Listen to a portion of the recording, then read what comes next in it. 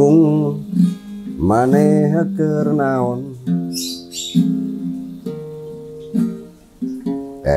Poho maneh geus maot. Dung maneh reka mana? Poho maneh geus maot. Kunaon atuh maneh maot ti heula dung? Jaba eueuh pangalaman. Urangan ukur bisa ngaduakeun maneh. Isuk pageto ulah maot deui. Dung maneh reka mana? Urang rek mentas jambatan.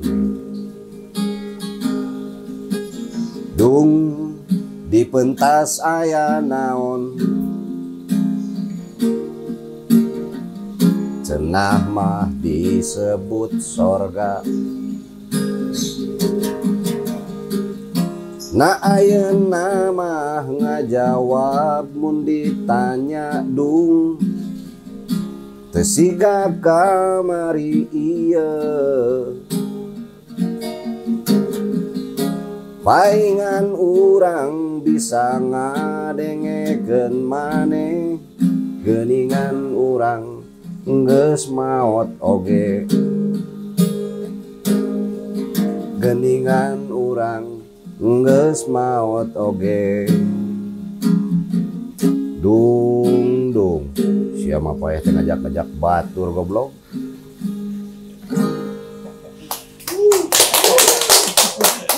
Sound of Bro. Saya Jebo, saya Sion. The story never been told. Aduh, ini nih ya. Yang pasti ditunggu-tunggu nih sama pasti teman-teman ditunggu-tunggu di Prung Station, soalnya kita mengundang Babe ya asli di Dalton. Mengundang pan maneh kali mah aing teh. Kita tuh ngobrol nih sama Babe Kang Budi Dalton. Halo semuanya, selamat naon ya? Selamat sore. Selamat sore sadayana. Seorang acara Sound of Prung, teman ngobrol. Aduh, teman ngobrol yang namanya ngobrol seputaran hobi Babe dan ya sepak bola. Si pendengarnya disebutnya Prunger. Prunger. Teman-teman di rumah. Selamat sore, Prunger. Nih, kan nama si Prung sendiri kita ngambil dari nama Sunda ya Sunda ya dan saya tahunya tuh si Prung arti Prung sendiri itu ayo hayu gitu Nah makanya kita nanya ke budayawan. Ya budayawan kan Kang paling. Kang Budi, Prung itu apa sih Kang? Harfiah atau apa? Jadi Prung itu sebetulnya ungkapan. Ungkapan seseorang pada saat dia mengajak untuk memulai sesuatu.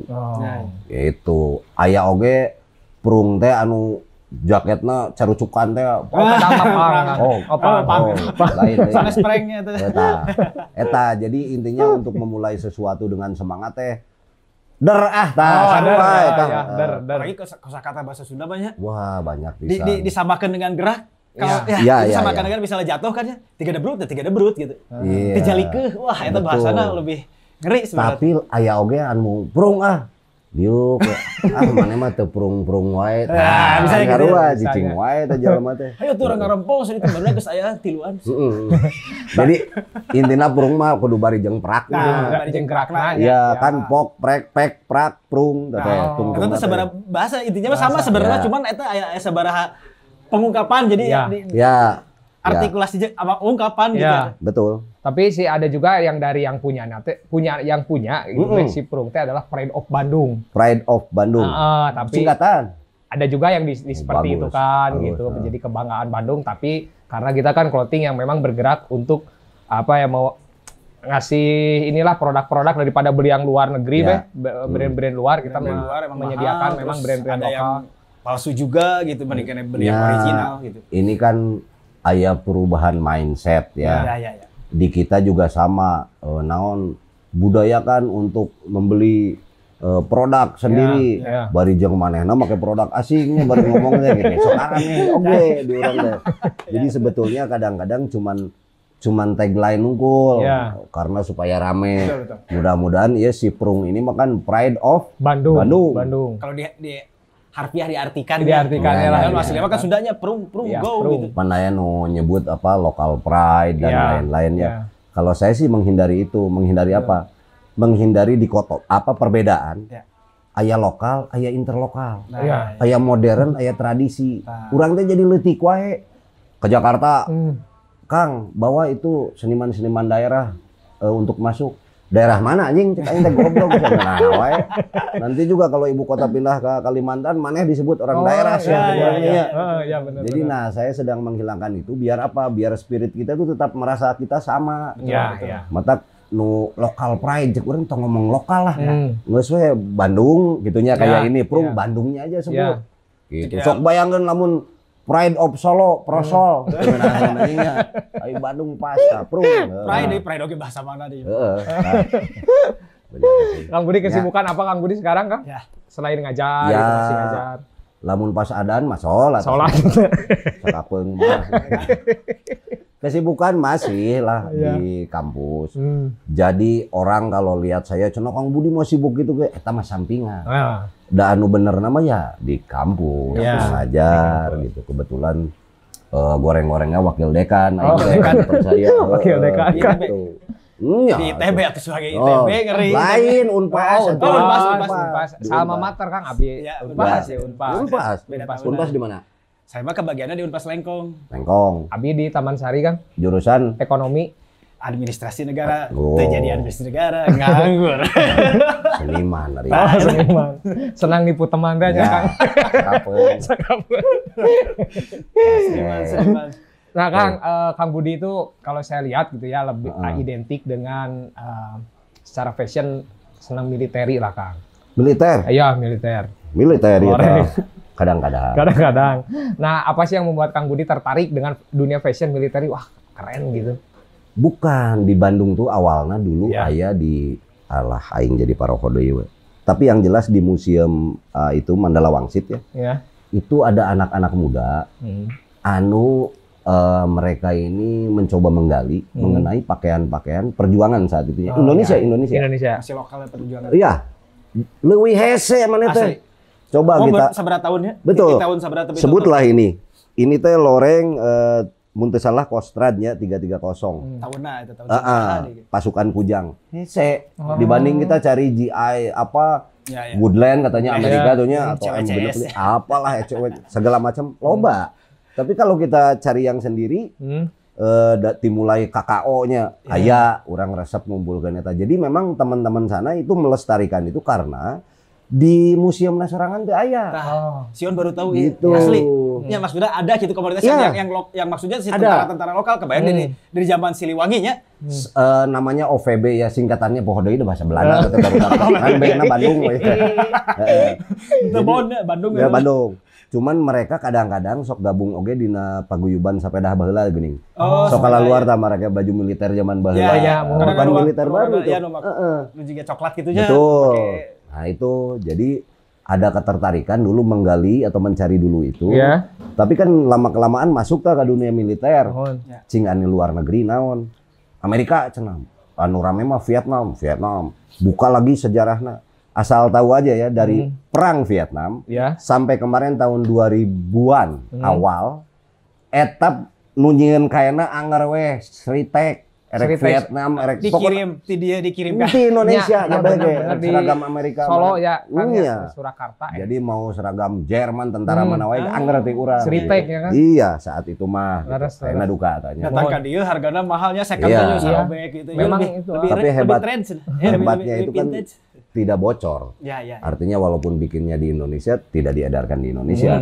Anger we urang dikirim di Amerika. Itu kan make cap-cap ya Amerika. Padahal mah anger pabrik kain nama ti urang. Iya. Datang ka dieu vintage hargana ngeri. Tahun sakieu ya jadi awalnya mah ketertarikannya masalahnya sejarah aja. Buka sejarah neangan barangna teh aya tantangan kan. Anjir hese oge neanganna gitu kan. Nyari tentara-tentara lama gitu. Aya oge sih yang punya jabatan mah mereka itu punya dan masih baru. Itu tuh seragam saya zaman di Timur Timur. Di Timur Timur pernah dipakai, can pernah.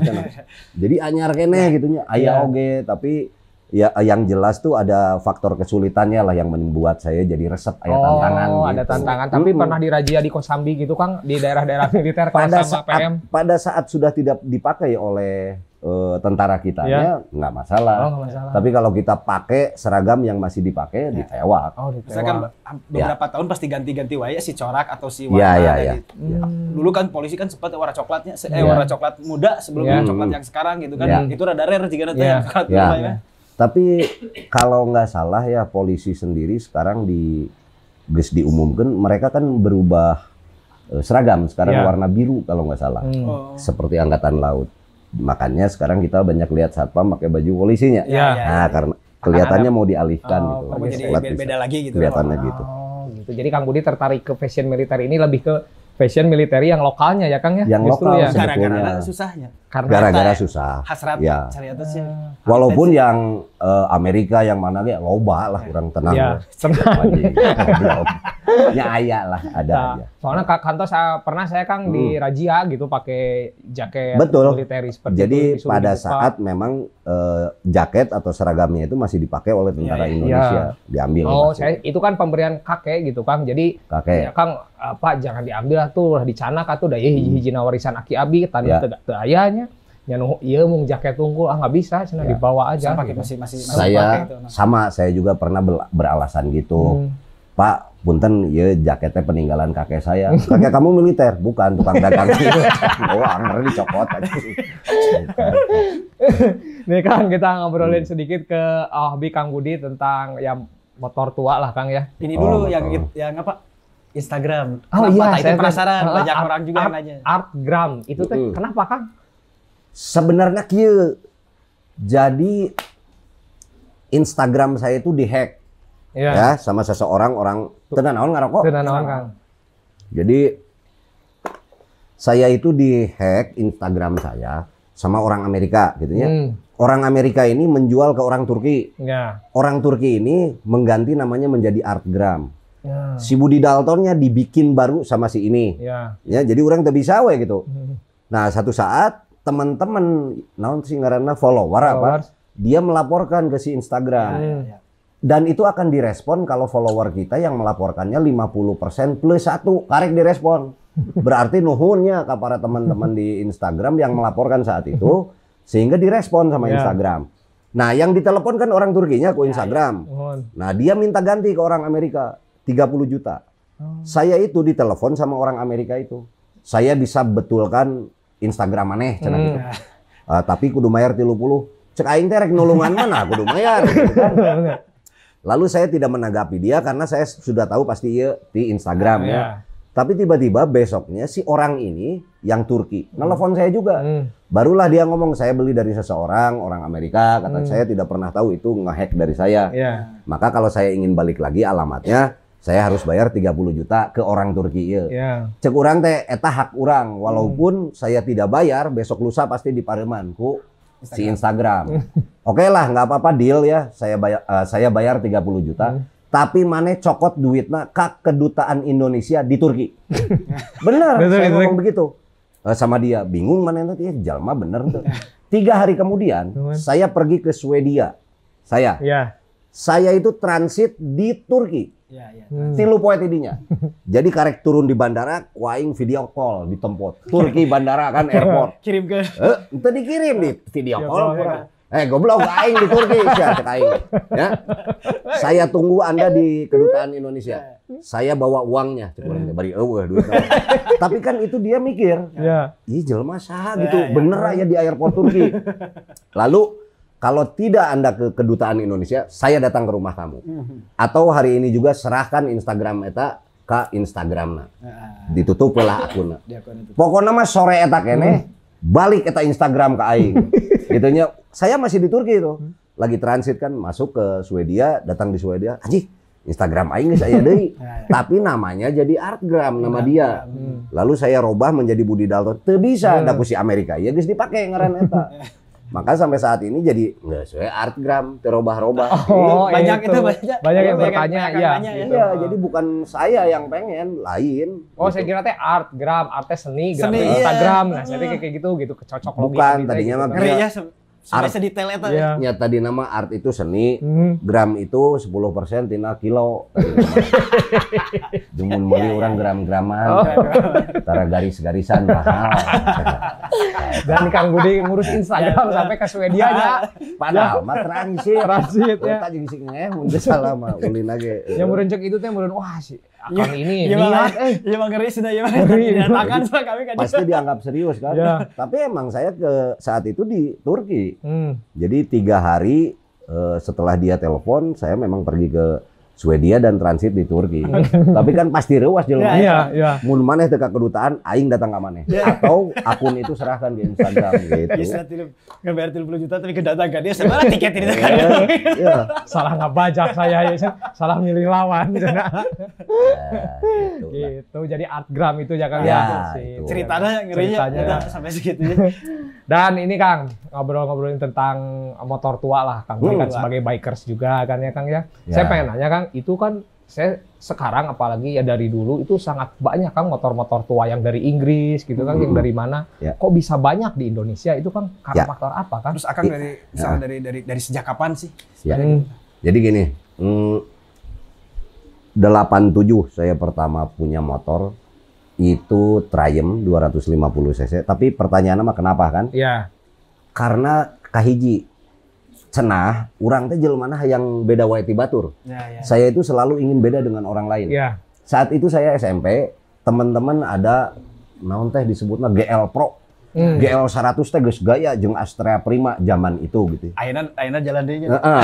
Saya ingin cari opsi yang lain. Tahun 85 itu ada festival film Indonesia di Bandung. Di Gedung Sate, di depan Gedung Sate itu kalau tidak salah klubnya itu HCB, Harley Club Bandung ja, sama salah itu. Pawai kita, konvoy. Salah satuna aya nu kahuruan ya. Gara-gara kahuruan kan eureun. Tah, urang jadi bisa ningali ya motor araneh ieu dan lain-lain. Nah, semenjak itu saya cari informasi itu motor naon sih. Saat itu aja sudah dianggap motor tua. Pada saat saat itu tuh 85 kan. Itu motor-motor tahun 48, tahun 52 gitu kan. Nah, akhirnya saya dapat pertama kali di Tasik. Harganya 1.250.000, motornya Harley Davidson WLA saat itu. WLA itu seri militer. Nah, itu oleh orang tuanya. Tapi lama-kelamaan hayang meuli ya sorangan, belilah motor Triumph tadi. Harga Rp180.000. Dulu teh. Uang muka 100.000, 80.000-na dicicil sabulan 10.000. Itu tahun 87 gitu. 85 Harley, 87 punya Triumph. Terus we tidinya. Jadi kebetulan saya belum pernah punya motor baru lah ya. Motor baru itu paling baru tuh tahun 78 waktu itu Harley Electra. Saya belum pernah punya motor-motor yang lebih baru gitu ya. Motor kolot we raya gitulah. Dan itu Kang, kenapa kan jadi banyak gitu di Indonesia teh? Apakah emang dari dulunya kita belinya? Ya, ini kan salah satu pencarian saya ya waktu itu kunaon loba-loba teuing. Jadi ternyata saat itu pemerintah Inggrisnya itu mengirimkan sepeda-sepeda motor khususnya di Indonesia di wilayah pemerintahan Hindia Belanda. Dan Bandung itu menjadi pusat pemerintahan Hindia Belanda saat itu. Adapun di Semarang, adapun di Surabaya itu menjadi motor pos dan militer. Jadi lamun militer lolobana memang Harley. Kalau yang pekerja pos gitunya, pekerja sipil lah gitu, itu kebanyakan motor Inggris. Jadi kita harus ngebayangkannya zaman Hindia Belanda teh urang teh pusat gitu. Siga urang enak ke New York gitu kan, wah gitu. Nah zaman Hindia Belanda teh orang-orang tuh pengen ke sini. Karena pusat pemerintahannya juga kan di Bandung saat itu. 1800-an ya. Maka dari itu tidak aneh. Di Bandung sebagai pusat militer pasti banyak Harley tuanya. Bandung sebagai pusat pemerintahan Hindia Belanda pasti banyak motor Inggrisnya. Ditambah lagi kalau perlu ya, karena di sini pusat militer, Land Rover itu pernah dilegitimasi sebagai Land Rover terbanyak sadunia di Bandung. Iya, saat itu di Ranca Upas diberikan legitimasi. Karena memang mobil kendaraan militer kan. Buat operasional kan itu tiap gunung. Kahiji eta. Kedua, can digaranti kan militer orang bari perang mogok kayaknya saya lah jadi awet itu kuduna makin ganti itu banyaknya kan di gudang-gudang atau di rumah-rumah mantan si pejuang gitu kan udah bubuk lah istilahnya udah di kiloan gitu kan. Tapi kan sekarang karena kategorinya antik maka dikukut deui. Kukut deui. Kukut deui itu gitu. Waktu dulu pernah saya ke Pare Pak. Jadi kan pas di Pare itu kan tempat mie ayam lah lagi jalan-jalan tuh. Ya. Mie ayam tempat biasa gitu. Ini kan di rumah-rumahnya karena itu masih kayu apa ya. Lihat ke belakang, di belakang Vespa hungkul, murudul Vespa tapi nyanu lampu nak itulah anu kieu. Di pojok jadi ini bengkel bukan. Nanya Mas kalau yang ini itu yang kakeknya ada, udah enggak ada. Kenapa enggak dijual? Udah enggak laku ya kayak gini. Ini padahal itu tahun 2013 lah, 2005-an, 2008 gitu istilahnya tahun sakitu masih belum ramai mungkinnya kayak si Vespa oge gitu kan. Padahal udah digubuk loh barang mahal ya. Harganya kieu. Itu Kakang Budi sampai sekarang masih ada Kang motor-motor? Ya, adalah beberapa. Itu kan motor kolot. Iya. Tahun 56. DKW. Ya. Jangan DKW. Apa? Biar lebih Islami Dalkop Wau. Dalkop Wau. Wah, jadi lebih Islam. Dalkop Wau DKW. Soalnya Kang, kalau Akangnya lebih ketika muda nih Kang, ketika kita berbicara ayeuna ge ngores ya. Muda terus ya. Ketika usia-usia on fire lah Kang. Akang lebih tertarik condong mengadopsi salah satu subkultur mana Kang, Inggris atau Amerika Kang? Dari secara fashion atau gaya keseharian, kendaraan, motor. Gini, kalau mengidolakan boleh saat itu, tapi kan saya dibesarkannya di sebuah budaya ayeuna orang jadi ngomongnya lokal gitu ya. Walaupun saya anti budaya istilah tadi. Ya. Tapi kan saya memang dibesarkan di keluarga kesenian, kebudayaan. Jadi walaupun saya mengidolakan yang asing, saya mencoba cari tahu irisannya itu di mana. Sehingga henteu jiga maneh gua lu maneh naon oge da sia mah urang bungbulang gitu nya. Moal gitu gitu. Jadi tetap bahwa kita itu tidak menghilangkan apa adat budayanya tadi. Kalau idola mah enggak wae rek. Zaman eta aya Madonna gitu nya, aya Rolling Stone, aya Tillman Brothers ya. Wah, ya kalau teuing eta mah. Dan lain-lain lah. Banyak boleh saja kalau menokohkan kita suka musiknya atau suka fashionnya atau bahkan tadi disebutkan subkultur gitu ya. Teu naon selama kita pondasinya sudah kuat gitu. Nah, kalau pertanyaan resep Inggris, resep Amerika banyak, mungkin bukan cuman Inggris Amerika, banyak sekali memang kebudayaan luar yang menjadi referensi lah gitunya.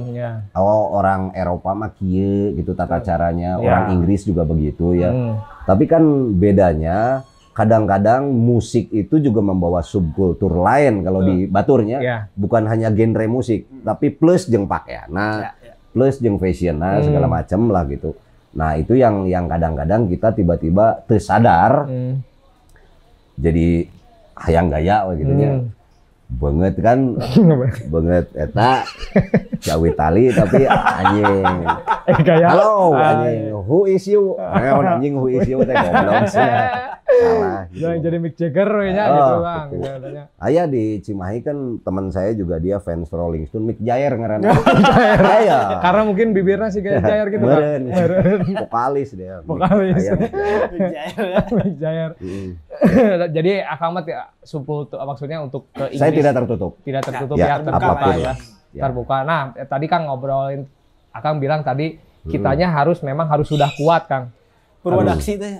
Sudah kuat. Nah, nah itu kan banyak nih Kang anak muda yang memang ya apa ya lupa terhadap budaya asal dia dan mereka ya yang terjadi itu Kang si budaya luar ini sangat cepat masuk ke Indonesia dan sangat cepat untuk apa ya diadopsi sama si anak muda. Apalagi zaman teknologi seperti ini, kayak internet atau apa masuknya tuh cepet gitu. Kayaknya di dalam pola pendidikan itu ada dua. Yang satu mengajar, orang di kelas ngajar. Ya. Yang kedua mendidik. Kalau mendidik itu orang kudu pahareup-hareup. Gesturnya, tata cara, tata krama itu diajarkan. Kira-kira lamun aya nu fungsina mendidik saha nu paling awal orang tuana. Okay. Jadi kalau saya itu tidak pernah menyalahkan anak mudanya. Da filternya memang tidak ada. Di negara kita tidak ada filter untuk, ya sebutlah budak letik mah kudu YouTube Kid gitu. Kan tetap aja dia bisa mengakses YouTube biasa ya. Nah, itu karena gara-gara filter ini tidak ada, maka yang harus bisa membentengi adalah orang tuanya. Jadi kalau tadi disebutkan anak muda, seolah-olah anak muda teh nu kasudutkeun ya. Padahal anak muda itu adalah korbannya. Korban dari naon cek aing mah kolot na meureun teu ngajarkeun. Da yang memperkuat budaya tadi sudah saya sebutkan, kebetulan saya ada di keluarga yang anu kitu, kebetulan. Ya. Mudah-mudahan orang tua lain juga bisa mengajarkan seperti itu. Saya punya sebuah acara ngaranna ngobat ya. Tiba-tiba ada yang komen, acara ini tidak bagus, tidak mengajarkan anak saya untuk goblok kudu ngajarkeun anak sia mah maneh. Ya aing mah tugasna ge ngahibur teu kahibur tonton ditonton gitu. Nah jadi aing disalahin. Kuduna nu ngadodik tetap orang tuanya awalnya gitu ya. Nah tapi kembali pasti kesadaran itu akan ada karena kita tetap di dalam pencarian hidup, tinggal menunggu aja kapan ya. Aya nu disebutkan neang kadirina cek Sunda namanya. Kadang-kadang kita jadi tidak terjelasnya ai urang teh orang mana. Nah, dari situ kita mulai mengakses sebenarnya orang teh orang mana. Nah, tapi jangan terlambat kita menggali jati dirinya tadi. Alangkah baiknya kesadaran itu muncul dari kerengora kene lah. Mudah-mudahan kan orang tuanya juga menyadari seperti itu untuk bisa mengajarkan anak-anaknya tidak meninggalkan akar budayana. Gitu. Sok maneh ayeuna lamun seminar di mana-mana judulnya pasti kenakalan remaja. Kenakalan cek urang teh kieu. Remaja mah itu sedang waktunya nakal. Mu aneh mah lamun kolot ya nakal kene. Kuduna dina seminar teh kenakalan orang tua. Cok aya nu korupsi budak ngora eueuh da kolot kabage. Anu di karaoke aya budak ngora eueuh. Ya anu ngalahun pemandu lahun kolot kabeh ge. Eueuh budak ngora mah. Kalau remaja memang waktuna. Justru tinggal diarahkeun. Nah, kuduna iya bahasana kuduna nu rada aneh. Kenakalan orang tua. Nah, eta nu kudu dibahas mah. Berarti orang tua ini teh enggak mendidik anaknya teh. Jadi gitu. Karena kan orang tua sekarang ya dengan alasan ya karena sibuk bla bla bla ya mungkin ya enggak seperti orang tua kita dulu yang ada. Artinya begini, artinya mungkin orang tua itu juga bukan artinya kieu lah. Sekarang kita sebut saja remaja, umur di bawah 25. Orang tuanya umur 50-an, seabdi lah gitu. Saya juga kan hasil produk orang tua. Jadi ini masalahnya masalah turusna, ngajarkeun teh ti luhurna. Jadi bukan orang tua yang sekarang seangkatan saya atau yang di atas saya, bukan saya menyalahkan itu juga. Tapi tidak ada alur yang dari memang atasnya untuk tetap menjaga budaya. Ulah keluar peuting jang sanekala gitu nya cek kolot. Ulah diukna pantau maneh teh pamali sia kolot. Gitu kan itu bahasa-bahasa yang narasinya selalu saya ingat. Barijeng sampai saat ini saya nggak pernah tahu naonnya pamali itu. Tapi nepi ayeuna urang teu wani diuk gitu misalnya. Pondok jodoh. Padahal mah ngahalangan itu. Pasti can parayu. Can parayu. Ketebak geningannya. Jadi memang filternya itu dari orang tua. Iya, itu kan akarnya budaya. Tapi kan yang disampaikannya budaya tadi. Karena begini, dilarang buang sampah sembarangan. Itu dari saya SD saya baca itu. Sekarang umur urang geus sakitu oge, urang masih micen runtah di mana wae. Artinya larangan atau peringatan tadi tidak nempel di sini. Beda lagi dengan bapak saya ngomong tadi. Maneh ulah diuk dipantau, kunaon Pak? Pamali. Sampai saat ini saya tidak ngerti pamali itu apa. Tapi sampai saat ini juga saya tidak pernah duduk di pantau. Barijeng teh nyaho pamali teh naon gitu ya. Eta artinya narasi-narasi budaya ini menurut saya perlu dibangun. Kalau dia sudah nempel, dia tidak berani melanggar itu. Nah yang hilang tuh kan narasi-narasi ini. Gitu. Hal-hal simpel dulu mah ya. Bangsa orang tua kita tapi jadi nerap sampai sekarang gitu. Jadi terbentuklah kan ada bahasa Sunda, bahasa ibu. Jadi kalau bahasa sangeunana eta tetangga nyarekan ya. Padahal bisa banjir kah, bisa apa itu.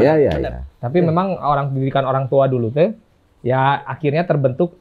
Ya kalau saya pribadi gitu yang terbentuk sosok yang memang ada lebih ke attitude yang sering Kang Budi suarakan di podcast lain yaitu nyunda itu kan. Jadi memang kalau ke lebih tua harus gini dan itu. Nah, yang terlihat nggak tahu sih saya juga orang tua sekarang itu kurang memperhatikan anaknya.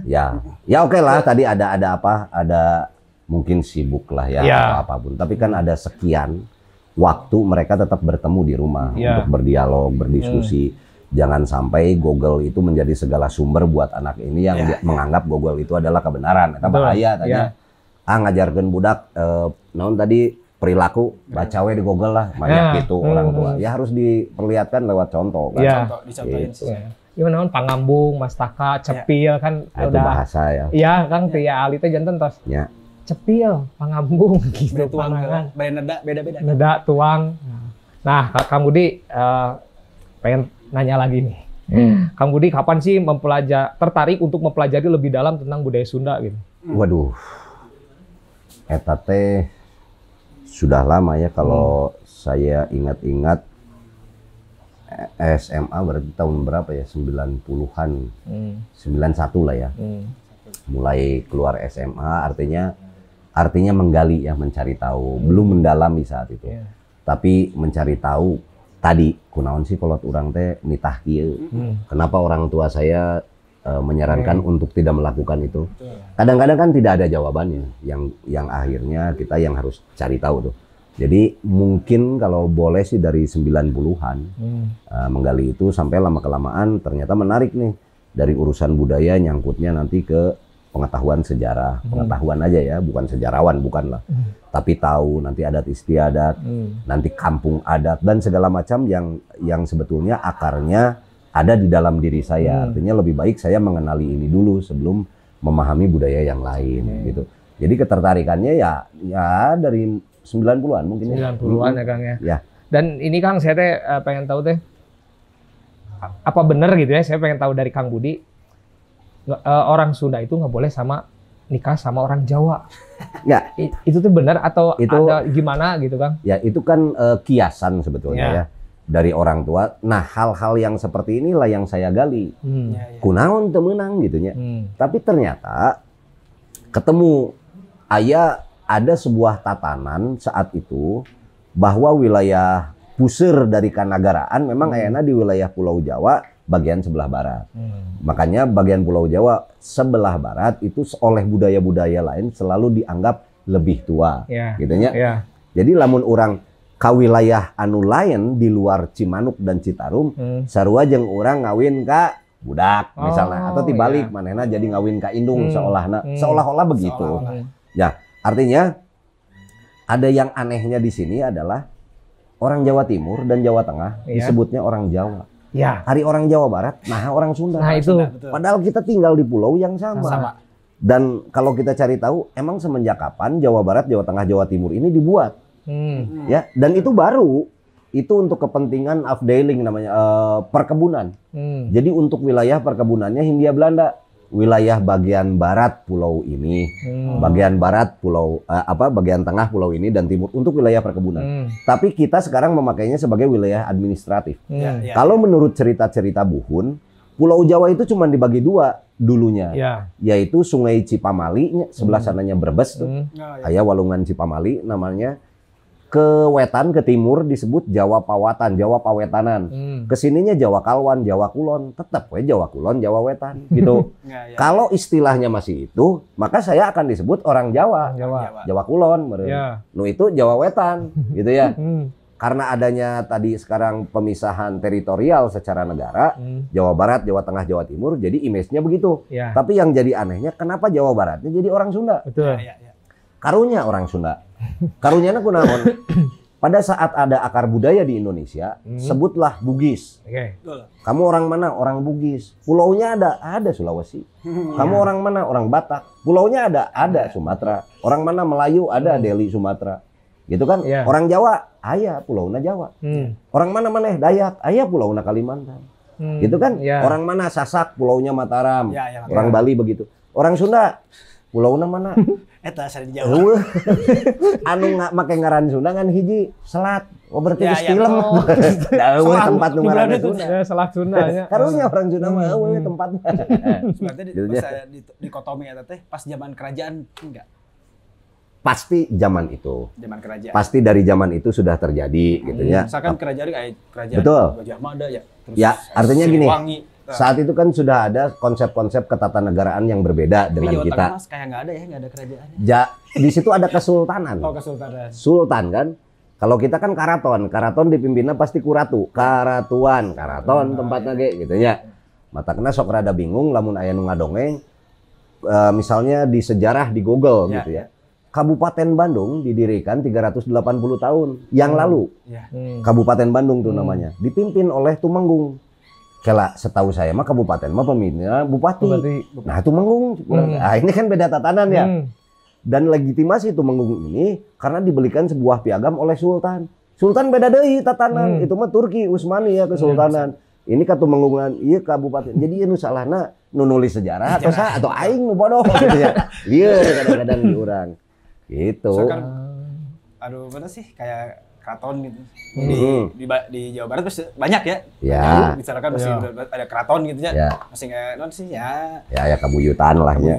Gitu. Jadi memang itu teh artinya si orang Sunda dan orang Jawa katanya nggak bisa nikah teh memang ya, kalau tidak bisa nikah itu kan sebetulnya seueur ayeuna ge nu nikah kan faktanya banyak. Ya. Tapi kan itu ada sebuah pemahaman terhadap mitos yang di situ ada etika. Kalau kita nikah ke orang Jawa seolah-olah gitu kan, kan leuwih ngora atau orang Jawa tanda kutip ya. Jawa Tengah Timur ka Jawa Tengah jika ka Inung ka Kolot gitu. Siga gitu seolah-olah. Tapi faktanya banyak nggak loba yang nikah sekarang mah gitu. Misalnya calon oge orang Jawa Tengah. Bagus. Itu orang Bandung asli.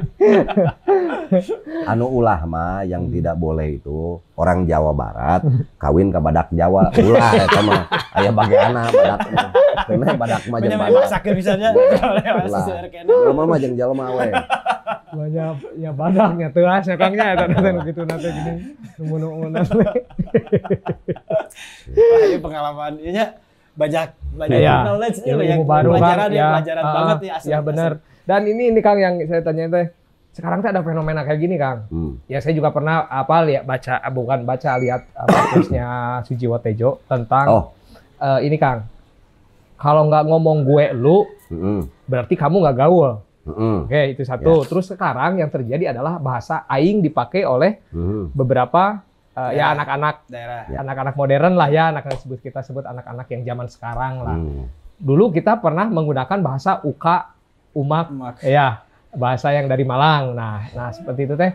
Maksudnya teh gini Kang, berarti ada krisis kepercayaan diri dari anak muda itu. Gitu. Iya. Akulturasi mah. Iya. Gini. Terlalu iya. Yang kita awali dulu ya, jangan orang lain lah. Ya. Anak saya saja begitu. Di luar. Main dong ke rumah aing, anjir. Nah, kieu bahasa ari sia kurang deh. Dengan orang tuanya ya berbahasa Sunda kan yang babaturanna teh gitu. Oh, ternyata aing ini sudah menjadi bahasa komunikasi yang bukan hanya di Jawa Barat saja. Gitu kan ya? Ya di Jakarta gitu ya. Disangkanya itu bahasa gaulnya anak muda Bandung lah. Gitu. Tapi kalau buat saya belum masuk ke ranah benar salah ya, bukan. Kalau saya tetap banggana naon anjing Bandung jadi keneh parameter. Diturutan ku batur. Kalau buat saya masih begitu ya. Bukan ngomong salah benarnya. Sekarang ngomong salah benar. Orang tua pasti akan aneh anaknya ngomong kasar, kan? Sementara ya parameter kasar itu apa? Karena ada yang disebut juga Sunda Preanger, Sunda Priangan. Yang kita mengenal undak usuk tadinya bahasa Sunda nu halus, itu adana di Sunda Priangan. Da upami urang kaluar ti Priangan, mah teu kitu. Kadang-kadang kalau kita ke Kulon atau ke nah bahasa Sunda teh kieu. Di Kulon kalasar kieu. Lebih kasar deh ya di Kulon. Tapi orang Kulon tidak merasa itu kasar gitu kan ya. Oh, ternyata muncullah saat itu budaya baru mungkin ya. Adakah infiltrasi lain? Mungkin saja zamannya Mataram. Jadi ayah Menak, ayah Cacah gitu ya. Seolah-olah kita ini berbeda. Kastananya. Ya tadi munculnya tradisi modern akhirnya kan. Nah, kalau menurut saya tidak berani ini ngomong salah benar karena kalau kita lihat batu tulis di Bogor wes sebut ngaing erek miang eta raja nu ngomong make aing nah eueuh nu ngomong kasar ai ka raja ya. Da saya lihat di batu tulis eueuh abdi raja ngomong gitu abdi bade nyerat perasa eueuh ngaing kabeh ge atau kaula didinya. Artinya bahasa ini ternyata mungkin bermetamorfosis bahasa Gayana ya. Akan kita menganggap kasar karena pada zaman saya itu disebut kasar. Budak ayeuna mah teu ngarti eta kasar. Gitunya dianggapna aing ieu bahasa gaulna teh aing. Kecuali kalau orang tuanya yang mengingatkan balik deui. Akhirnya saya mengingatkan ke anak saya sehingga dia ngomong aing itu hanya dengan temannya. Ke orang tuanya mah tarawantun, sewani gitu mana nanya. Dia tahu menempatkan itu. Nah, balik lagi tapi plus poinnya buat saya Bandung masih menjadi parameter. Untuk pergaulan di anak muda gitu ya. Karena begini. Saya dengan teman seangkatan saya ngomongkeun terong-terongan ataupun cabe-cabean teu ngarasa jorang. Coba saya ngomong ke anak saya, ulah gitu, jorang. Cek anak teh. Naon jorang? Ya, artinya ada pergeseran makna di tiap babad ya, tiap zaman gitu. Pasti beda-beda gitu. Nah, itu salah satu yang kita alami yang pernah kita merasa berubah. Contoh zaman saya dulu. Saya teh asa seolah-olah jeung jiga bahasa Sunda. Ka imah saya walah ulin, tapi saya disuguhan. Padahal saya itu bukan bahasa Sunda hanya, tapi orang Sunda gitu sadar pakai kata eta.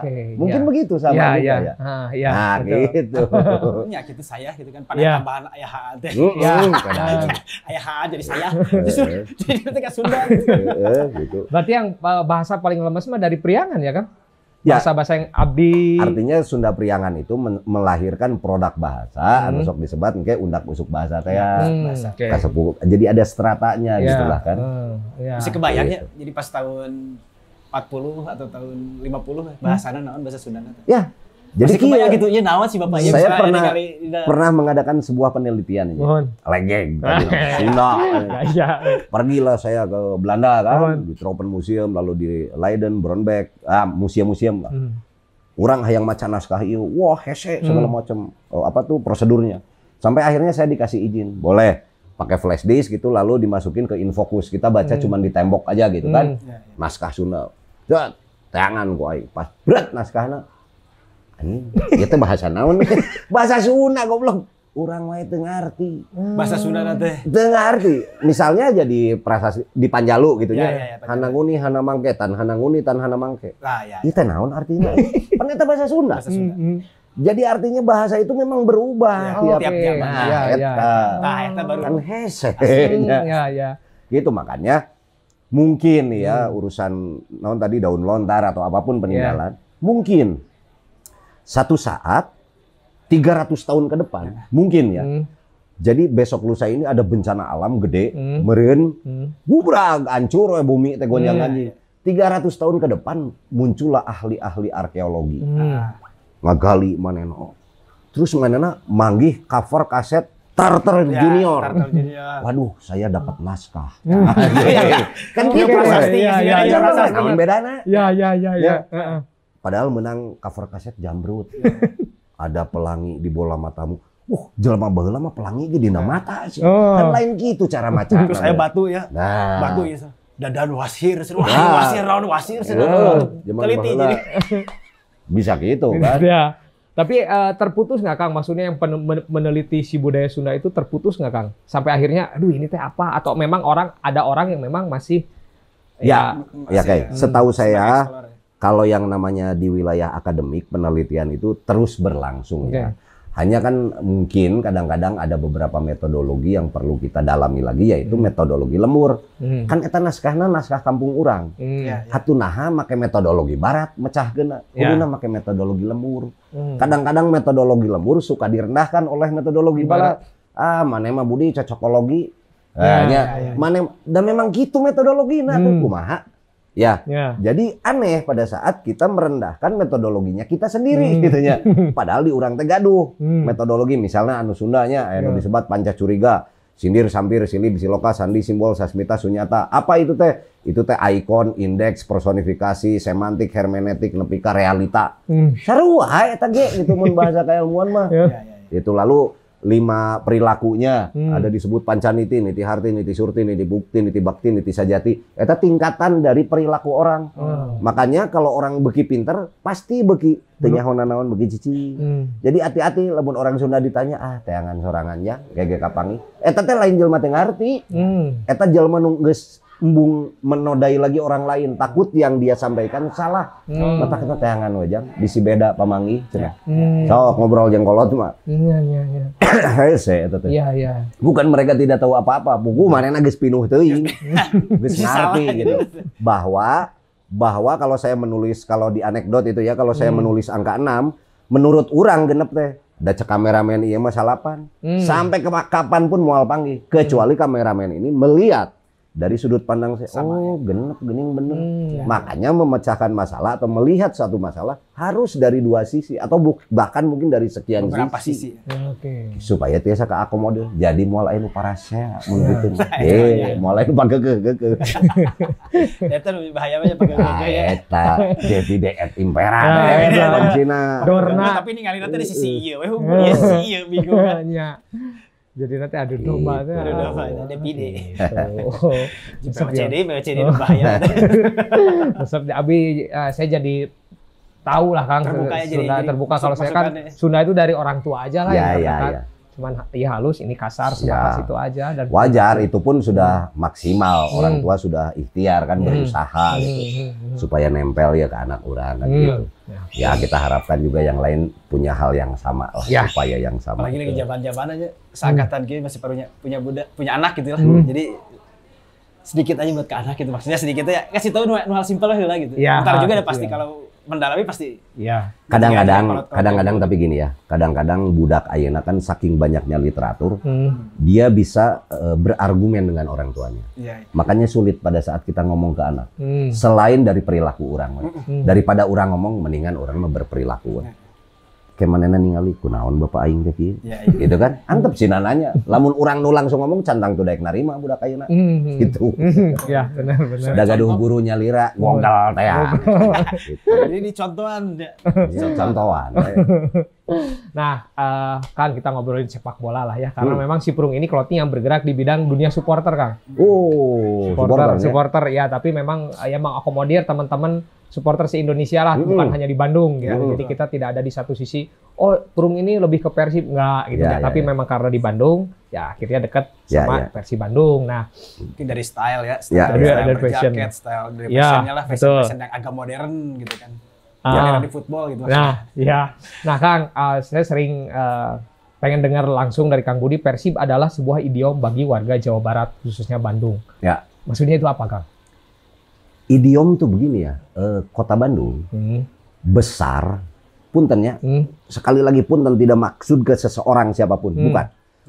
Besarnya kota Bandung itu bukan hanya sekedar ku pemimpinnya. Sebut we kota Bandung kan dipimpin wali kota ya. Betul. Bukan sekedar oleh wali kotanya, bukan.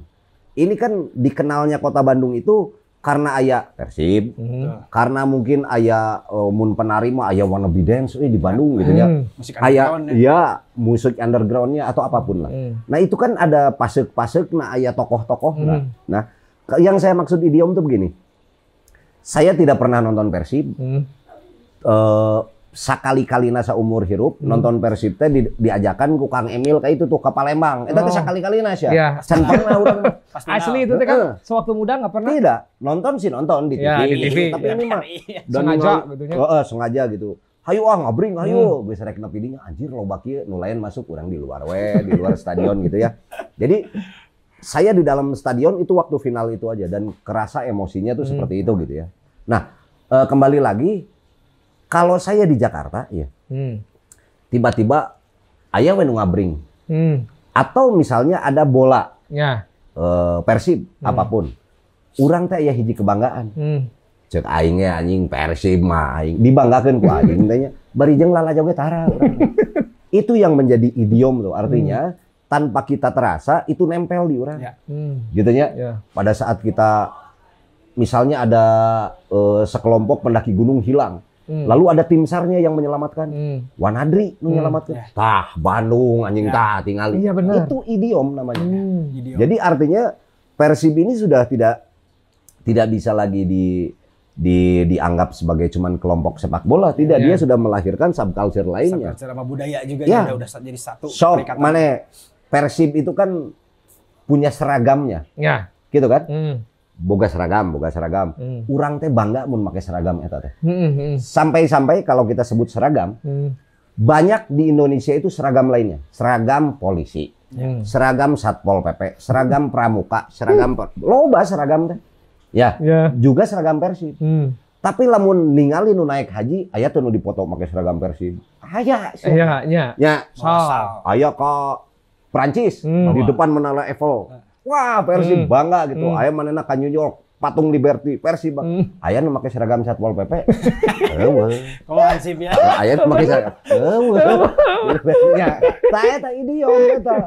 Anu DPR oke cara make jas. Ya benar. Itu yang dimaksud idiom tuh ya Kang ya. Geus napel itu. Sudah napel. Jadi kalau berbicara walaupun terlalu nya, tapi bangga we urang yang difoto. Identitas jadi nanti kami teh dia. Iya.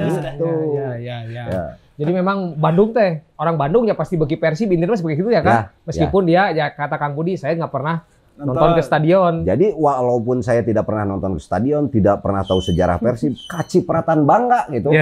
Itu gitu kacipratan we. Wah halus maneh euy. Misalnya ini ada suasana yang baru nih. Teman-teman baru belum pada kenal. Kang dari mana? Saya dari Bandung. Wow, Persib dong. Langsung gitu we kan. Oh iya, urang teh tanah nontonnya kan gitu. Nah, itu. Dan bisa jadi sebuah obrolan untuk membuka obrolan baru buat teman-teman misalkan yang dari Sumatera, wah Bandung yang tadi bilang Persib dong akan jadi pembuka obrolan baru. Pernah ke Medan kan? Pas mau check in pesawat. Petugas teh dari Bandung ya. Gimana Asian Sunda Kartun Cool? Ade nanya. Dan itu teh bener kan. Nah itu dari Bandung, jadi dari Bandung ya. Gimana? Ya dia udah tahu, misalnya tahu pemain Persib ada itu gitu, tanyain gitu. Iya kan kalau misalkan kan kita juga enggak apakah yang ditanyain itu dia suka bola atau enggak gitu. Karena kan kalau Bandung kemana kan mereka selalu pura-pura bisa bahasa Sunda kemana dan itu untuk sekarang akrab aja, untuk akrab dan Persib juga udah menjadi udah ada di situ Kang ya porsinya ya Kang ya. Dan gini Kang, saya teh pengen nanya teh.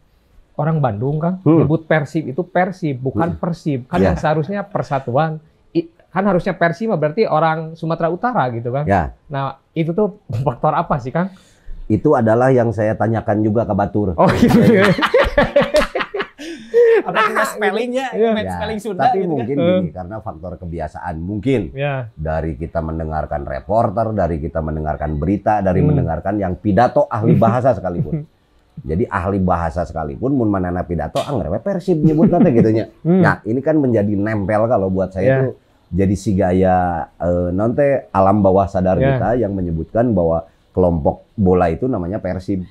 Jadi nepi ayeuna ge urang nyebutna Persib sekalipun kita tahu bahwa Persib teh salah. Da kuduna Persib gitu nya. Iya, betul. Ya. Itu juga selalu menjadi pertanyaan buat saya, tapi ini kajiannya kayaknya harus memang benar akademisi dan mendalam kaitan mengenai alam bawah sadar kita. Karena di mana-mana jelma ngomongna Persib nempel tadi orang ya. Jadi walaupun itu salah terus ya diomongkan ke orangnya. Dan orang luar kota juga suka bilang gitu kan, kalau Persib Persib. Jadi gitu mereka kalau ngomong Persib itu kayak salah Persib jadinya Persib gitu. Nah, jadi belum ada Kang ya? Belum, saya juga masih cari tahu. Sadar, Kang ya. Bawah sadar itu. Persib gitu, Bulau. Persib namanya Bulau. Dan supporter bola di mata Kang Budi seperti apa sih Kang? Supporter sepak bola. Loh, kalau buat saya yang energi yang bisa membangun seorang pemain atau contoh lagi karena saya orang musik ya, saya dulu bermain musik. Itu pada saat ada interaksi, ya ada energi yang saya serap, sehingga main teh benar-benar bisa pol gitu. Oh ada mung katingali goreng atau di harapan maranehna. Pada saat sekarang virtual, cok rek kumaha urang. Semua berubah secara emosi. Begitu pula ya menurut saya Persib ya. Persib ayeuna lamun eueuh supporter tinggalikeun we mainna juga naon. Oke lah secara teknik mereka hebat, makanya jadi pemain Persib mereka jago-jago ya. Tapi seolah-olah ada emosi yang hilang karena wenu keprok. Resep-resep sorangan di lapangitnya. Sementara nulain keprokna di layar gitu keprok naon gitu ya. Itu bisa. Ya yang hilang itu emosinya sebetulnya. Kalau buat saya, tapi artinya supporter ini justru adalah nyawanya dari kelompok Persib. Menurut saya ya. Nyawana eta. Penambah energinya sama skill gitu. Skill misalnya pemain 70 gitu pas supporter bisa jadi 100 gitu. Ya, kurang lebih gitulah. Casan lah ya. Ya, jadi penting bisa. Penting bisa ya. Nah, Kang Budi teh putra dari Pak Ade Setia ya, Kang? Salah satu Pak Dana. Salah satu pengurus Persib juga, Kang ya. Pak Dana Setia dulu ya pernah lah ya di Persib. Iya, tapi kan artinya gini, beliau ini kan aktivis. Aktif di mana-mana lah gitu ya. Mungkin juga di Persib pernah terlibat lah. Tapi Kang Budi tidak nggak tertarik gitu Kang buat misalkan pengen ngurus saya agak beda juga ya. Bapak saya ya oke lah, dia seniman, dia pegawai negeri juga. Dia juga budayawan katanya. Lalu dia juga politisi gitu ya. Itu orang mata mungkin beda aja. Tapi kalau khususnya saya bukan benci sama Persib ya. Pasti resep lah. Cuman untuk turun ke lapangan langsung saya jarang gitu. Artinya di lapang gitu, di gor gitu, di stadion itu terus terang pertama kali saya nonton di Palembang di stadion kieu mah gitu. Dan saya baru tahu pas final aura yang pas final deh Gus final menang deh kan gitu. Hampir 90 tahun. Ya. Oh iya, meureun atmosfer yang bikin orang ketagihan gitu ya Kang ya. Betul. Nah, ngobrol ya dari tadi ya Be ya. Ada sponsor Be. Sponsor ya sponsor Derby Potato Be. Kang Derby Potato. Ngemil Be. Oh. Wah. Ya, Derby Potato dari ya masih teman-teman lah Be yang support si acara ini buat dari UMKM ini. UMKM Be. Iya, UMKM. UMKM tuh paling bagus. UMKM teh usaha maneh kumaha maneh. Singkatan baru tahu UMKM. Kang didinya kan? Top. Dan juga ada ini dari ini dari Derby Potato ya. Nanti ada di Instagramnya derby.potato. Derby_potato. Potato dan ini juga ada yang ngirim ini Be, basreng tapi ini akulturasi Be. Waduh. Basreng dan salad. Basreng dan salad. Dan salad ya, ini ada sosis, ada salad, macam-macam lah ini makanan kayak di akulturasinya Be. Kudu disangguan nih. Kudu disangguan ini nikmat. Sangguan like nih, ini dari boleh.streetfood. Ya, makasih ya. Terima kasih. Nanti kita di OP sama sangu. Biar war cocok dah orang Sunda mah kedah jeung ieu nya Be nya. Kedah jeung sangu naon ge. Pahet ieu ge sangu. Nih Kang Budi, kita ngobrolin lagi tentang ada akulturasi Kang. Ada sebuah subkultur dari Inggris Kang. Yang bernama football casual yang biasa kita sebutnya casual, anak-anak casual dari supporter sepak bola. Dari supporter sepak bola yang menghiasi tribun penonton di Bandung, umumnya di Indonesia. Nah itu mereka tuh berpenampilan memang layaknya para hooligans kan, para hooligans di Inggris yang para perusuh lah seperti itu tuh memang di Inggris pun bahwa ini adalah subkultur terakhir dan diadopsi di Indonesia itu kurang lebih tahun 2010 ya. 2009, 2008 ke atas itu sangat, dan sekarang itu benar-benar sangat masif Kang. Dari segi fashionnya ditiru, dari segi perilakunya, dari apapun ditiru gitu. Dari awalnya supporter di seluruh dunia juga yang tradisional, jadi pas ke stadion tuh masih pakai jersey bola, terus sama kalau yang si football casual ini mah dia udah nggak bawa lagi atribut, dia cuma pakai setelan kayak mau jalan-jalan aja. Iya gitu Kang. Jaket, sepatu sport ya kayak Adidas, Nike misalkan seperti itu. Maksudnya gini Kang, dimana memang kita itu teman-teman lah yang memang ada di sana itu yang udah maksudnya bisa melihat bahwa wah ini kebablasan gitu Kang. Dari segi akhirnya timbullah ada bahasa baru open fight yang memang itu? Berantem misalkan dari Bandung. Dari Bandung A sekian puluh orang, dari Bandung B sekian puluh orang berantem. Nah hal-hal seperti itu kan hal-hal yang memang perilaku itu tuh sebenarnya dari luar sih dari luar dan kayaknya nggak cocok. Jadi gitu sebelum kan. Pertandingan tuh kalau si tim A sama si tim B supporternya rusuh, sebelum pertandingan tuh ribut dulu gitu kan. Stadion. Nah itu kan maksudnya dari segi fashion kayak Kang Budi oke lah. Tapi ini Mas hal-hal diikuti juga gitu. Diikuti juga gitu hal negatif ya, pengen dari Kang Budi untuk ya buat pesan lah buat teman-teman yang seperti itu gitu Kang. Ya gini, di dalam kebudayaan itu ada dua. Yang tadi sudah disebutkan akulturasi. Akulturasi budaya itu adalah pertemuan budaya luar, budaya asing dengan budaya kita yang menghasilkan budaya baru dengan tidak ada yang berlebihan. Artinya 50-50%. Gitu ya. Ya. Tapi pada saat ada budaya luar masuk ke budaya kita, lalu tiba-tiba mendominasi, itu namanya asimilasi budaya. Bukan akulturasi lagi. Bukan akulturasi, tapi asimilasi. Kalau asimilasi itu budaya luar nantinya mendominasi. Jadi lebih dominan. Nah, kalau kita lihat kasus yang tadi, kalau selewat seperti itu, kelihatannya di sini sudah terjadi asimilasi. Kalau masalah akulturasi, itu saya pikir sejauh ini selama itu positif, tidak ada masalah. Sebut aja pakaian, orang jadi resep baju atau apapun lah gitu ya. Di kumaha-kumaha tetap akarnya tidak akan hilang. Saya udah mau rek jiga holigan nih ya. Sok anjing tadi sia maju hiji sewang. Tuh holigan mah anu kitu atuh. Bari nage kitu nya. Hiji. Teu bisa temannya boga akar budaya eta, teu bisa gitu ya. Lalu yang kedua, pada saat ada sebuah budaya yang sudah dinilai oleh norma, soalnya kan Indonesia mah boga eta. Indonesia tuh punya undang-undang yang tidak tertulis yang disebut norma nantinya. Dilihatnya dari mana? Kebanyakan orang lebih menyukai itu atau dampaknya itu komentarnya itu lebih negatif atau positif.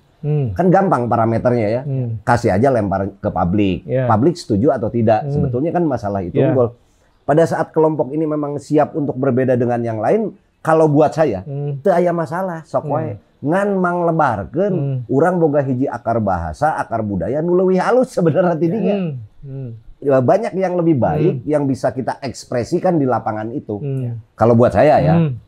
Jadi teman-teman, saya bukan mengajarkan, bukan apa, tidak. Pada saat kita ketemu di ujung jalan ada dua pilihan. Kalau saya sih akan memilih apa yang akan menjadi subkultur yang menjadi lebih baik, mencerminkan budaya eta gitu. Jadi kita tidak merasa terjajah atau terasimilasi oleh budaya yang lain. Gitu. Sebetulnya mah eta kalau buat saya. Ya alangkah baiknya terjadi dialog lah ya. Da Ari Jalmi mah cek abdi ge tadi sama bahwa yang namanya hidup itu polaritas atau paradoks gitunya. Tadi angka genep teh cek aing, angka salapan cek si itu. Jadi lamun teu pap anggih moal pernah panggih. Gitu. Paradoks ya. Gitu. Gitu. Jadi tidak di dalam konteks benar dan salah ya. Tapi kalau ada pilihan saya akan memilih urang mah yang nu ieu we atulah nyokotna gitu tah. Gitu. Sebenarnya tidak bisa juga kita mengadopsi secara keseluruhan ya kan sebenarnya kan ya. Sulit juga karena kita kan aya negara hukumna. Makanya balik lagi kecuali kalau kita memang siap untuk dihujat tadi kan ya, untuk ditewak dan lain-lain. Untuk bertentangan dengan hukum yang ada atau paling tidak kalau tidak ada hukumnya ada norma gitu kan. Norma teh naon tadi, kebanyakan orang lebih pro atau kontra, itu aja parameternya gitu.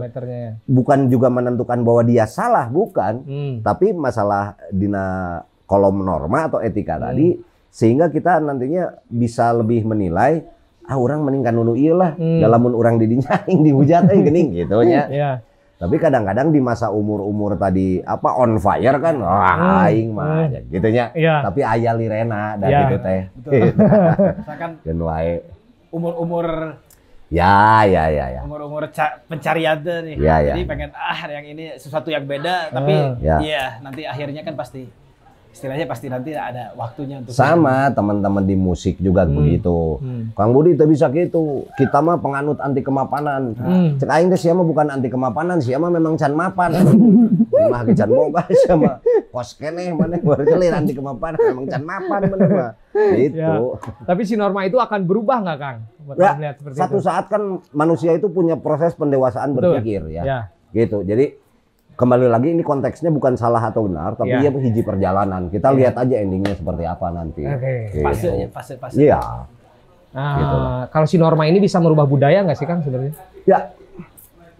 Norma itu justru nyawa natina budayanya. Ada sebuah etika, orang bisa menilai tanpa membenarkan atau menyalahkan, tapi jadi aya parameterna juga nama etikana alusna nu ieu meureun dan itu ya bener dan itu yang terjadi ketika saya memang masuk ya, mungkin Seon juga pernah masuk B, di mana ketika misalkan di stadion mah galak lahnya ada karena ninggali beberapa referensi hooligan, anjing, bla bla bla. Tapi ketika beli kopi tetap Pak, meser kopi Pak, sabaraha, tetap aja gitu. Kita juga nggak tiba-tiba drang, Wan, nggak gitu. Jadi tetap aja mungkin itu karena minum banyak kopi seberas. Iya gitu, tapi tetap aja gitu mungkin karena bawaan ya. Punten ingat kurang iya sudah ya tuh kembali canda. Artinya balik lagi kan kita punya norma. Seperti juga kan ada teman-teman itu anu memahami sebut ada budaya nih black metal, edan, band-bandnya tuh aya Marduk, aya Nonu, anti, termasuk Bad Religion. Tapi di orang kaosnya dipakai Jumaahan, Jumaah itu tengah arti. Nah itulah yang tadi saya sebut norma. Dan di Indonesia mah tetap beda. Ya, nggak bisa secara 100% jadi polontong gitu keseharian nggak bisa gitu ya. Bisa ya, Cradle Jumatan tetap gitu. Nah tetap aja jadi susah kalian misalkan mau jadi mengadopsi subkultur football casual jadi hooligan, tetap aja ketika nggak ada pertandingan di tribun tetap aja kalian tuh akan menjadi warga masyarakat yang berbudaya Indonesia ya, khusus Timur lah ya Beh ya. Seperti itu gitu. Jadi kalau untuk melabeli diri saya sebagai hooligan ya mending 50-50 aja ya Beh ya. Anggar ke rumahnya Pak, mari tuang ke lapar. Tapi kalau saya ketuanya, misalnya orangnya, pasti saya juga akan membenarkan apa yang saya lakukan. Makanya balik lagi tadi kalau kita di Indonesia perlu melihatnya dari dua sisi. Itu aja dibutuhkan kebijakan dari kitanya gitu ya. Kalau saya bagian dari itu mau pasti orangnya, wah bener orang pokoknya gitu kan. Seperti itulah ya, pipi lah kalau kata Babe. Masih pencarian. Ya masih pencarian, mungkin nanti ada perubahan fase berpikir, fase yang udah capek ternyata saya dulu tuh seperti itu salah akhirnya memberikan nasihat kepada teman-teman yang baru kayak gitu. Bikin aja hooligan gaya orang gitu, gaya Sunda. Gaya Sunda ya. Data itu bener orang Bandung tuh selihat yang digalak-galaknya tetep basicnya tuh tukang bodor gitu banyak bercanda dan orang luar itu kalau lihat orang Sunda bicara itu kayak nggak bodor cenah kalau ngobrol padahal saya tuh tengah bodor hanya buat seri gitu aneh gitu jadi kalau pas saya udah di hooligan anjir tepantes orang Gus Garelut mau nang di seserian, seserian ngobrolkeun ada kamar kita bogot beak gitu sama gitu. Iya, orang Sunda teh selalu ala bodorna eta jabenya ala bodorna. Selain ala hikmahna teh orang Sunda teh selalu ngalah bodorna gitu. Keadaan nah ginilah Beh. Tentang ada isu gini Beh. Mungkin Babeh juga tahu ada isu akhirnya isu rasial budaya ini Beh dibawa ke tribun sepak bola. Misalkan untuk menjatuhkan supporter dari Bandung, kita supporter dari luar itu menyebutnya, hei maneh, maneh Kang Cilok, Kang Bangunan, Kang Batagor, sama seperti kita juga ke orang yang di luar Bandung, Kang apa. Nah itu teh agak miris gitu, ketika sebuah dukungan yang harusnya sportif akhirnya berubah menjadi sesuatu yang nggak terpuji lah seperti itu. Akhirnya takutnya ada rasial bahwa wah saya suku paling superior, nah seperti itu gimana tanggapannya? Ya kalau buat saya kan yang saya perjuangkan, yang kita supporteri, sarua klub nage eta, sebutlah Persib gitu. Kunaon orang teu fokus kadinya. Kenapa yang jadi seolah-olah supporter yang lain ini adalah musuh kita gitu ya? Kan ini keluar tina konteks supporter cekurang mah ya. Di sini kan juga perlu dilakukan pemikiran-pemikiran bijak lah. Ini sudah keluar dari konteks supporter lah gitu. Walaupun ini teksnya itu mengadopsi budaya atau apapun, kalau menurut saya selama itu tidak melanggar etika mah fine cenanya. Tapi pas geus ngabedakeun menyinggung menurut saya ya. Tiba-tiba sih ya disebut tukang naon gitu ya. Barijeng padahal bapak nage tukang temok gitu ya. Kan agak ini ya miris gitu. Bisik itu kalau saya tuh gitu ya. Jadi alangkah baiknya mah kalau yang balik lagi lah ada kode etik mungkin di situ yang perlu kita perjuangkan tetap di lapangan bersama. Ya, menjatuhkan mental kan juga banyak caranya ya Be ya. Tukang teuing saya dijenglang. Orang sloba teuingnya dipaseakeun ku Belanda geus cukup atulah. Kita mah jadi buat Babe mah sepak bola mah sebagai supporter mah ya nikmati aja sebagai hiburan aja Be ya. Ya jangan memberikan spirit gitu ya. Jangan terlalu kumaha lah gitu ya. Akhirnya ya jadi cilaka buat diri sendiri gitu ya Be ya. Nah, ya ngobrol aja Babe salarnya dua. Kang, Be, closing statement mengenai akulturasi dari Babe Budi Daton. Sebenarnya gini, di dalam budaya ya atau ajaran atau bahkan agama itu semua selalu mengingatkan kita untuk mengenal diri kita dulu. Jadi artinya sebelum saya menilai orang lain ya nilailah diri sendiri. Lamun anu konteksna ajaran atau agama di dalam budaya kita itu selalu ada sing saha-saha nu wawuh ka dirina pasti wawuh ka Gustina cenah gitu nya. Artinya untuk menemukan Gusti itu kudu jauh-jauh mana bisa sasar panggihan heula diri sorangan. Kalau kita sudah percaya diri gitu ya. Jadi kalau kita sing saha-saha nu wawuh ka dirina pasti wawuh ka Gustina. Lamun wawuh ka Gustina berarti percaya kan? Artinya percaya ka dirina. Lamun urang geus percaya ka diri urang, maka urang akan panggih jati diri. Lamun urang geus boga jati diri, maka urang boga harga diri. Lamun urang geus boga harga diri, moal mungkin urang ngajual diri. Gitu karena orang geus boga benteng. Benteng itu namanya benteng ya, kita harus punya benteng. Wawahan heula dirina. Oh geuning aing teh siuna ge. Atuh naon aing make hales duk daredang gitu. Gitulah. Gitu. Nah, seperti itu. Ilmu ngobrol. Banyak ya. Aduh, terbaik ya. Banyak jadi pisan masukannya. Banyak pisan masukan. Jadi intinya mah mau ada subkultur masuk pun untuk berpakaian mah sah-sah saja ya. Ya nggak ada yang maneh Inggris teuing atuh maneh harusnya pakai ieu yang nggak juga. Saya gitu, juga sama osok ku batur. Wah, maneh mah juga budaya barat wae budi sia tato anjing juga bulai gitu. Sia aya nu teu nyaho. Naon tah? Tato aing nu leutik. Nyaho teh ieu naon? Teu nyaho, ieu teh kutu beas. Kutu beas teh kan aya di budaya Sunda ya. Jadi tetap tidak meninggalkan. Beas goreng nu eueuh kutuan mah. Iya. Gitu. Kutu beas. Jadi Babe itu selalu meskipun ke barat-barat ada kutu beas, tapi itu tato betul nih. Insyaallah. Terus jika Rano Karnonya tato gede preman tuh sebenarnya. Ya banyak dia tuh sukanya tato di jika Rano Karnonya dia warna tuh sama kutu beas oke. Nah gitu ngobrol udah kesana kemari tentang budaya, sepak bola, supporter banyak yang memang saya pribadi nggak tahu dan akhirnya terserahkan sama Babe Budi Daton ini. Hatur nuhun pisan Be ya. Sehat selalu Be. Nuhun pisan. Sehat selalu, lancar ya. Sehat sih pentingnya sekarang sehat selalu. Ya, sehat selalu. Gitu aja ya untuk episode kali ini. Saya Jebo. Saya Sion. Hapunten beli haya kelaparan. Nyarios. Dadah, assalamualaikum. Bye.